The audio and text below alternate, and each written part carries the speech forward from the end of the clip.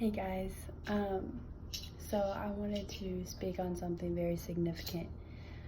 I've been feeling led to speak for a while now, but you know how that goes. It gets in your head, a little too into your head, that you don't put any action upon it.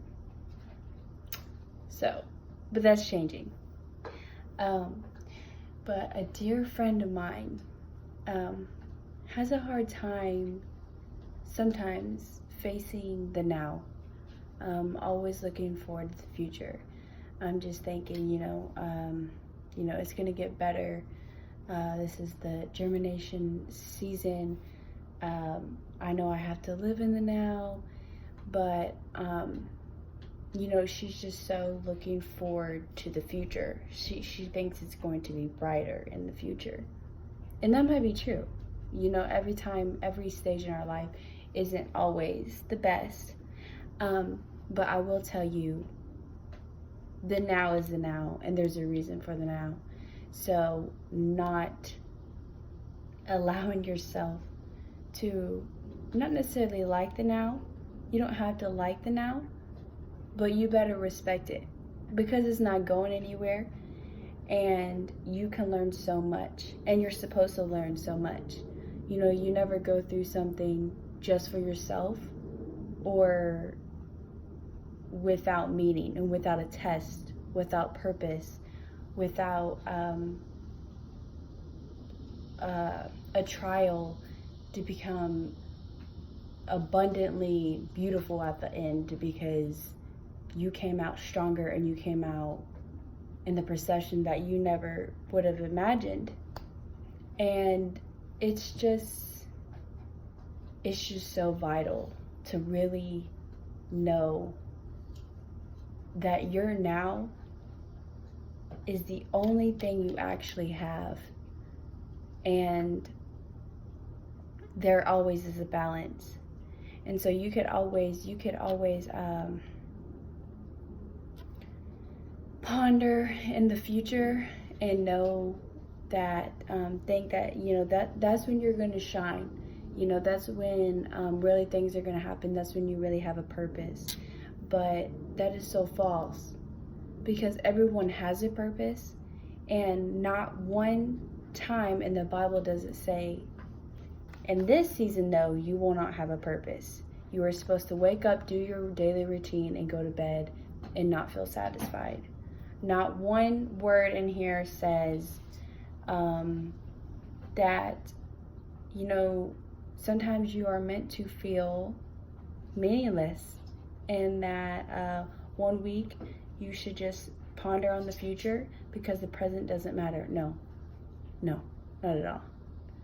And usually, I could probably do a study on it, but I've never heard anything else than this. If you always think about the future and thinking that you're actually going to do better in the future, instead of doing what you can to at least respect the now and know what you can do in the now, you will never even be satisfied in the future.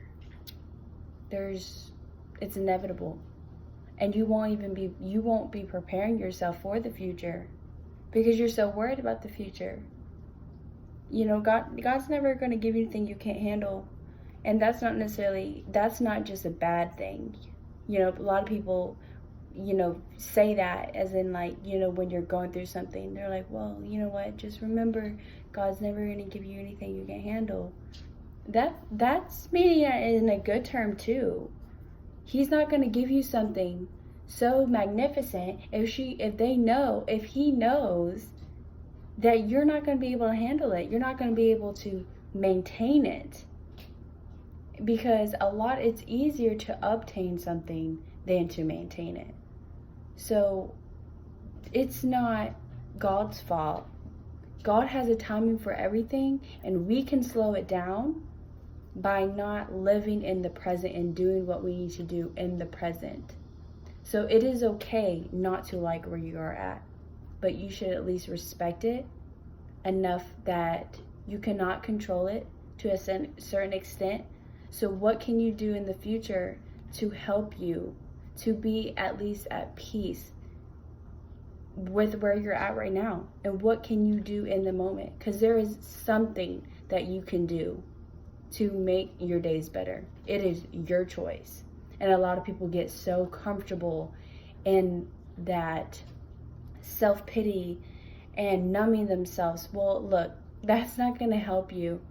That's not going to help you grow. That's not going to help you like the future better. That's literally just slowing down your path and slowing down your journey that you're called to do.